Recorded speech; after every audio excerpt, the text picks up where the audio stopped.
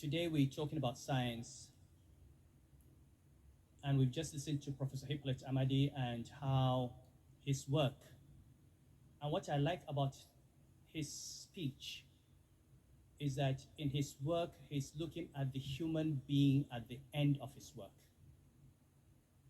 And I've always said to people that one of the best ways to get value out of your life and out of your career and out of your position is to try from the very beginning to figure out who is the human being at the end of my work. And I'll give you an example. When I was in the central bank, I say to people, you don't know how important the central bank is until the central bank fails.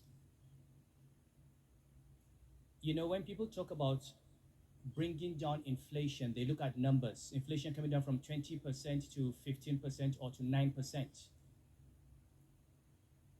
The reality is that inflation is the difference between some people being able to feed themselves and people not being able to feed themselves.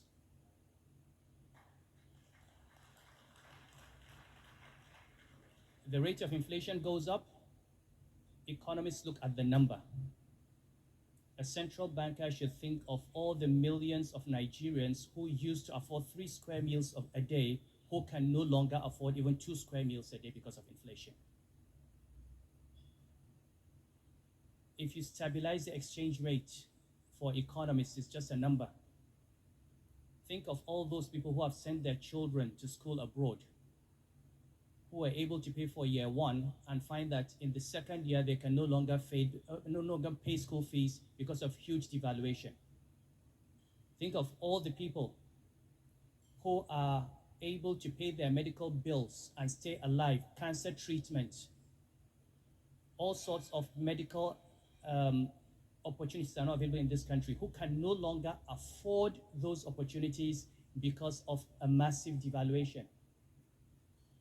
If you're managing a payment system, think of a Nigerian who takes his card and goes to Singapore and he wants to pay for his hotel bill or his hospital bill or his taxi fare and finds that the card is not working and he has no means of making that payment. Now, if you think of the human being at the end of your work, you realize how important it is for you to stay alive so that those human beings work. So the question is, our governors, our ministers, our commissioners, our public servants, is it not time for them to redefine their roles and start thinking of the human being at the end of their actions? Is it not time to start asking, when you are made a minister, after 4 years or after 8 years, can you honestly look at yourself and say that you have impacted positively on the life of millions of Nigerians? You don't know their faces, you don't know their names, but you are thinking of the human being. Hippolyte Amadi does not know the names of the mothers of the babies who he saved.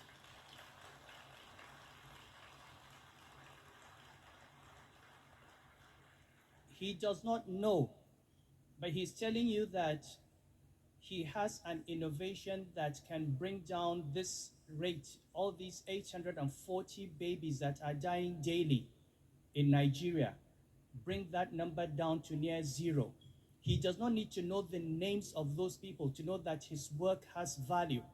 To define himself, he has defined himself as somebody whose work is aimed at saving life, not as a professor in Imperial College earning pounds sterling, educating his children, not suffering from a devalued currency, and being one of these diaspora people who talk down to us in Nigeria as people who do not know where we are from.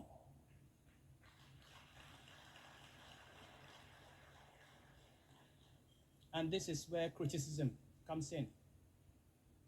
We just had the gentleman who won the prize for literary criticism. And it's funny because when I was talking to Philip a few days ago, and they mentioned the prize for criticism, I actually used Chimamanda's book as an example. And one of the interesting things with criticism is right now it's become conflated with literary theory. And literary theory has become imbued with so much philosophy. But at the end of the day, criticism literary criticism is no longer just about the quality of writing. It's about the kinds of things we're talking about, unpacking the writer. What was his mindset? What were the processes that formed his cognition, his epistemology, his hermeneutics? Through what eye does he see the world? What are the ideological presuppositions? What is the impact of what he is writing on the subjects? And I was saying I'm so impressed that LNG is given an award for criticism, because many of us read a lot of rubbish. We think they're nice stories. They're written sometimes from a colonial perspective. Sometimes they're written from misogynistic perspective. Sometimes they're written from perspective of prejudice, ethnic or religious, because we do not unpack the mentality of the author. We take the literature and it influences our lives, and this is the literature that our children are being brought up on. And it's time, I think, for us as critics to begin to unpack this. If you don't get rid of these prejudices, these negative tendencies, these negative ideas, and expose them. I mean, the critic is not there to judge, but is there to expose. Let it be open so that when you're reading, you know exactly what you are reading. The author himself is imbricated in society. He lives in space, he lives in time. The objective author is dead since Foucault. We know that. I'd like to commend LNG for encouraging intellectual work. I'd like to commend them for focusing on these great Nigerians who are making an impact on humanity. This is the first time I'm attending this award. I'm extremely proud that a Nigerian company is doing this for Nigerians.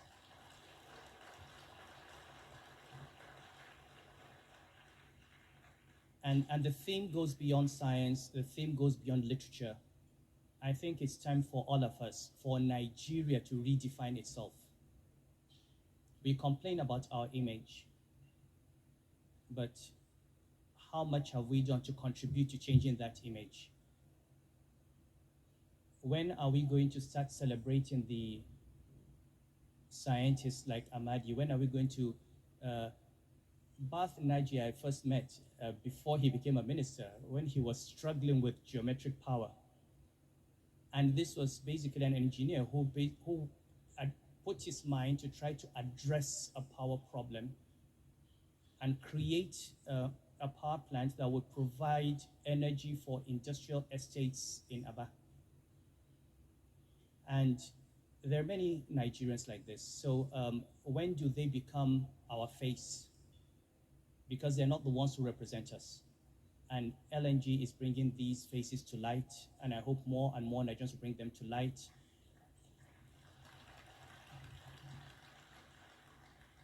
It's a great achievement for all of us who are parents. If your child were to gain admission into Imperial College, you would be singing praises to high heavens to see a Nigerian professor at Imperial College.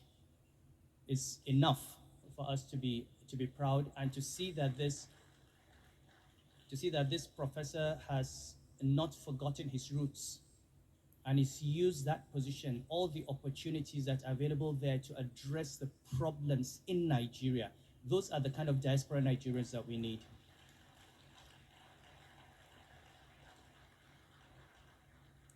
So for all those Nigerians who are outside, who live outside, who are in Canada or the United States, who go on social media all the time condemning this country and telling us how bad we are, can you try and learn from the likes of Professor Amadi instead of condemning us?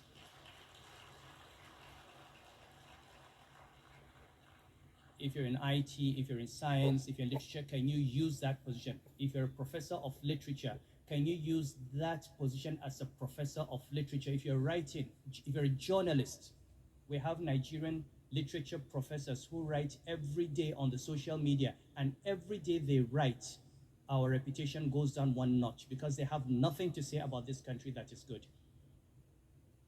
Can they begin to redefine their role and ask, before they put pen to paper, what is the implication of what I am writing for the image of my country and my countrymen, and is that what I should be doing?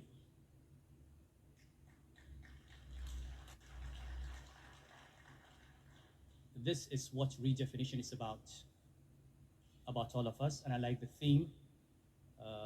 And again, I'm sure somebody will still find something controversial in what I have said. I mean, I can't, I can't help that. I'll probably be shocked at the headline tomorrow. I don't know what it will be, but I have tried to tread carefully. I think this is one of the most moderate speeches I've given in a long time.